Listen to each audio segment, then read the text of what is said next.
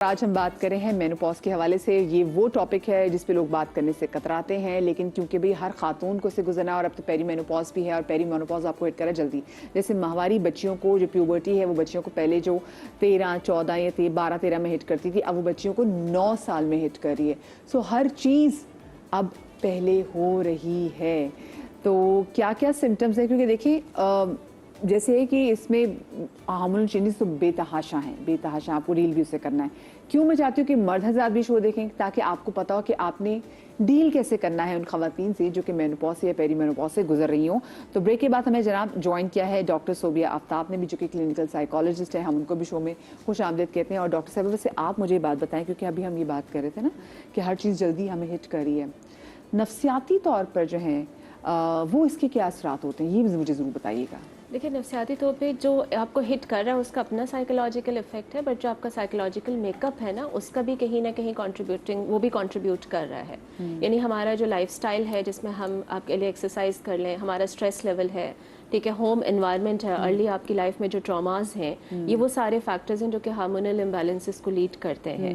تو وہ بھی ایک ریزن ہے کہ جو بچوں میں ارلی جو اب آ رہا ہے, لائک پہلے نارمل تھا کہ 11 سے 14 میں ہو رہا ہے, لیکن اب 9-10 کے بچوں کو بھی ہو رہا ہے.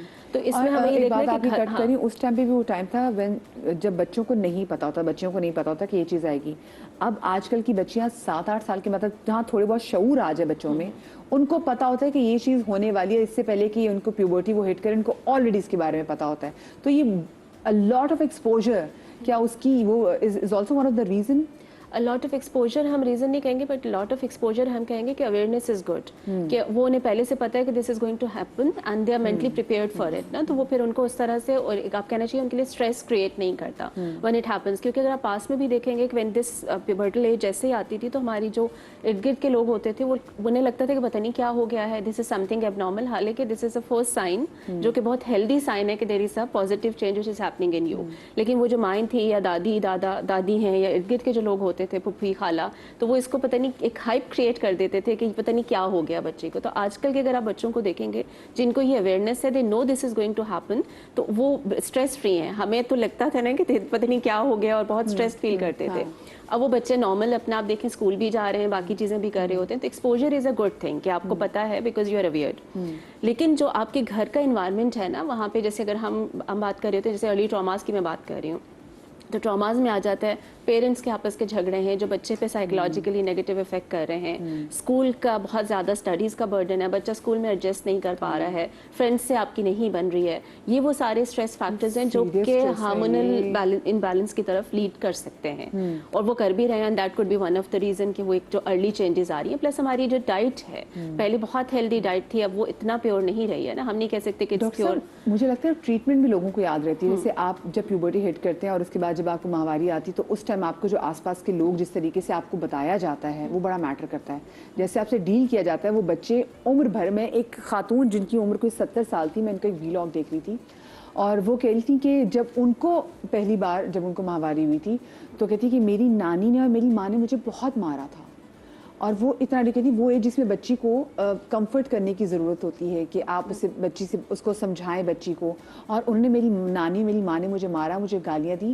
تو کہتی اب میں آج 70 سال کی ہوگی, اور وہ بتاتے ہوئے بھی رو رہی تھی. تو میں یہ سوچ رہی تھی کہ انہوں نے اس کا کتنا امپیکٹ لیا ہوگا, اس کا ٹراما کتنا لیا ہوگا, کہ تو آلریڈی ان کی باڈی چین سے گزر رہی ہے, اور اس کے بعد ان کے اوپر اتنا پریشر. تو ایسے ہی مجھے لگتا ہے جو پیری مینوپاز میں, اور اس کے بعد دوسرا ساتھ میں مینوپاز میں بھی جو چیزیں آپ کے ساتھ ہوتی ہیں, آپ کو جیسے لوگ ڈیل کرتے ہیں آپ کو یاد ہوتا ہے. میں ایک کال بھی لے رہی تھی جلدی سے. عائشہ ہمارے ساتھ موجود ہے بھاول نگر سے. السلام علیکم عائشہ. وعلیکم السلام, کیسی ہیں میم؟ بالکل ٹھیک, اللہ کا شکر. کیا پوچھنا چاہیں گی؟ میم شبانہ مفتی سے بات کرنا چاہ رہی ہوں. جی جی بالکل کیجیے. السلام علیکم میم. وعلیکم السلام. کیسی ہیں میم؟ میں بالکل زبردست الحمدللہ. اللہ پاک آپ کو دنیا اور آخرت کی بھلائی دے. تھینک یو سو میم مچ. میری ایج نا 32 ہے, اور 8 سال میں شادی کو ہے میم, میرے بچے نہیں ہیں. تو میم پہلے مختلف میں نے ٹریٹمنٹ لیے ہیں, تو ڈاکٹر کہہ رہے تھے کہ ویٹ لوز کریں, کوئی مطلب ہمیں کوئی دقت محسوس نہیں نظر آ رہی, کوئی بیماری نہیں ہے. تو میم 5 سال بعد مجھے فائبرائڈ ڈائگنوز ہوا, تو پھر میری ڈائگنوسٹک لیپٹوسکوپی میں پتہ چلا کہ میری دونوں فلوپین ٹیوب بند ہیں. میری جان آپ رو کیوں رہی ہیں؟ कोई बात नहीं, ये अल्लाह की तरफ से मेरा बच्चा, हाँ इमोशनल, लेकिन रोए ना मेरी जान, प्लीज आप मत रोए। हाँ आपकी ट्यूब्स बंद हैं, आपका 8 साल से ज़्यादा टाइम हो गया, आपने फाइब्रॉइड से जो निकलवा लिया है, रसौली भी निकलवा ली है। अब मैं आपको कहूँगी कि अगर आप अफोर्ड कर सकते हैं तो अपना टाइम मज़ीद ना ख़राब करें। आप जो REI रिप्रोडक्टिव एंडोक्रिनोलॉजिस्ट होते हैं, जिसको आसान लैंग्वेज में फर्टिलिटी डॉक्टर कहते हैं, जो कि आपको IUI, IVF और ऐसी चीज़ों में हेल्प करते हैं, उनके पास जल्दी जाके कंसल्टेशन ले लें। एक जनरल OB-GYN जो होता है वो आपका फाइब्रॉइड निकाल सकता है, आपकी हेल्प कर सकता है इनिशली, लेकिन जब आप जैसा केस हो जाए तो ऑलरेडी आप 8 साल वेट कर चुकी हैं। आई थिंक आपको उसके अगले लेवल पे जाके स्पेशलिस्ट से बात करके अगर अफोर्ड कर सकते हैं तो IVF जैसी अपनी चॉइसेस को देखना चाहिए। जी मैम, मैं ना तो फिर इसके बाद डिप्रेशन में चली गई थी ना। 1.5 साल तक मैंने ट्रीटमेंट लिया इसका, डिप्रेशन का। अच्छा, पता है कि मेरी जान एक और चीज मैं इनको सजेस्ट करना चाहूंगी कि जैसे अब डॉक्टर साहिबा ने इनको बताया कि आपको ट्रीटमेंट के लिए जाना है, अब वो ट्रीटमेंट की सक्सेस डिपेंड करती है कि आप अपने स्ट्रेस को कितना अच्छा मैनेज करते हैं। लेकिन अगर आप इस थॉट के साथ जाएंगे कि पता नहीं होगा या नहीं होगा, यानी जिंदगी में एक रूल याद रखें कि आप जो जिंदगी में चाहते हैं ना, उसको अपनी जिंदगी में होता हुआ देखिए, यानी मैनिफेस्ट होता हुआ देखिए। हाँ। तो आप जब तक उसे अपने आप उसकी देखते हैं ना, पॉसिबिलिटी नहीं देखते, वो कहते हैं ना अल्लाह में भी आपको आपके गुमान के मुताबिक देता है। एक चीज तो मैं इसमें स्ट्रेस को बहुत मैनेज करना बहुत जरूरी है। एक चीज़ मैं इसमें ऐड कर दूं, क्योंकि उनके अगर हम साइंटिफिकली देखें, वो काफ़ी देर वेट कर चुकी हुई हैं। उनके डॉक्टर ने उन्हें कहा कि वेट कम करें, लाइफस्टाइल पे काम करें, क्रॉनिक स्ट्रेस ख़त्म करें, लेकिन हमें एक चीज़ बहुत क्लियर कट सीख लेनी चाहिए कि जब आप एक स्पेशलिस्ट दूसरे स्पेशलिस्ट को भेज रहा हो तो it needs tons of money. एक सर्टेन क्लास की औरत को आप एक डॉक्टर के पास, मैं उनके पास भेजूं, फिर वो उनके पास भेजे, फिर इमेजिन कि किस कदर पैसा उनका लग रहा है। बिल्कुल तो ऐसा ही है। आपको जब कोई फर्टिलिटी डॉक्टर के पास जाएं और आपने पैसे इतने लगाने हैं, IVF इज़ वेरी एक्सपेंसिव, और आपने कहा कि जी मैंने इतने साइकिल यूज़ करने हैं, तो उनसे पूछ लें कि कितना चांस है कि मैं प्रेग्नेंट हो भी सकती हूँ। नहीं, गो विद द स्टैट्स, क्योंकि अब आपने डिसीजन लेना है कि मेरे हक हलाल की कमाई इस पे लगनी है। जी। मैंने होना या नहीं होना वो अल्लाह करम करेगा, लेकिन स्पेशलिस्ट से कंसल्टेशन इज मस्ट। बस अच्छा डॉक्टर साहब, आप तो वो भी मुझे बताएं कि ये जो स्ट्रेस है, हम जैसे ब्रेक में बात भी कर रहे थे ना कि आप जब स्पेशली टाइम करोगे ना कि मुझे भी कंसीव करना है, मैं क्यों नहीं कंसीव कर पा रही, दैट इज द टाइम आप सच में नहीं कर पाते। लेकिन जब आप छोड़ देना अल्लाह पे कि चलो कोई बात नहीं, मैं भी अपनी जिंदगी, तो पता चलता है जी द वेरी नेक्स्ट मंथ जो है आप कंसीव भी कर लेते हैं। तो उसका स्ट्रेस का और कंसेप्शन का कितना गहरा ताल्लुक है? थोड़ा सा इसमें मैं जो है ना रिलीजियस एस्पेक्ट भी अगर एक टच जी, जी, कर जी, लूं, जी। तकफ्फुल इसी को कहते हैं ना कि अल्लाह के ऊपर छोड़ दिया बस आपने। द मोमेंट अल्लाह भी कहता है आप छोड़ दो, द मोमेंट आप छोड़ देते हैं, आप मेडिकली अगर उसको रिलेट करें तो your stress comes down, and the moment your stress comes down तो आपके A to Z जितने बॉडी में रिसेप्टर्स है वो सब नॉर्मल लेवल पे फंक्शन करने लगते हैं, इंक्लूडिंग आपका reproductive system. And then obviously अगर आपने स्ट्रेस लेवल कम किया, आपके नेचुरल फंक्शंस शुरू हुए, तो many a times you conceive naturally. So कहना बड़ा आसान होता है, लेकिन उसको समझाना और उसको इसमें एक्चुअली इनके हस्बैंड को भी इनकी करना। तरफ सपोर्ट कीजिए। एंड आई होप मेरी जान कि आपको घर से, आपके ससुराल से ऐसा कोई प्रेशर ना हो। बाकी अल्लाह पाक आपको जिंदगी दे, सेहत दे, अल्लाह पाक जो है वो ज़रूर आपको नवाजेगा जिसको आपको चाहिए। अच्छा, हम वो ज़रा बात करें थे जरा सिम्टम्स की, अगर मैं ज़रा क्विकली बात करूँ कि सिम्टम्स क्या होते हैं पेरीमेनोपॉज की वजह से? देखिए पेरीमेनोपॉज के कॉमनेस तो स्टार्ट करते हैं ना कि जी पीरियड्स इरेगुलर हो गए, हाँ ठीक है उम्र बढ़ रही है, it's not just that. So आसपास वालों से भी पूछें how am I, you know exactly. So जैसे ट्रक के पीछे नहीं लिखा होता how am I driving, How am I driving? Exactly. So it starts gradually. मतलब आज आप हंस खेल रहे हैं, कल आपको उसी बात पे गुस्सा आ रहा है, इरिटेट हो रहे हैं, मूड खराब हो रहा है, डिप्रेशन हो रहा है, hot flushes with regular periods आने शुरू हो रहे हैं। जरूरी पेरीमेनोपॉज में भी होता है कि आपको hot flushes पेरीमेनोपॉज आते से हैं। भी हॉट फ्लशेस शुरू हो रहे होते हैं, मूड चेंजेस हो रहे होते हैं, स्लीप खराब हो रही होती है, बॉडी एक शुरू होते हैं। खाली ऐसे करके बैठे थे, कल ऐसे बैठे थे कुछ नहीं हुआ, आज ऐसे बैठे घुटने में दर्द शुरू हो गई, राइट। सो आपके जॉइंट्स प्रॉब्लम आते हैं, so many things are going on, sleep disturbance हो रही होती है, बहुत कुछ हो रहा होता है। एंड देन वो ग्रेजुअल ऐसा हो रहा होता है, आपको शुरू में अंदाजा भी नहीं हो रहा होता है कि it's happening to you, then suddenly it goes मैं जरा सिम्टम्स से मजीद बात करूंगी, और जो उन्होंने एक्सपीरियंस किया, मैं बहुत सी खवातीन ने किया, मैं देख भी रही हैं, उनसे बात करूंगी लेकिन ब्रेक के बाद।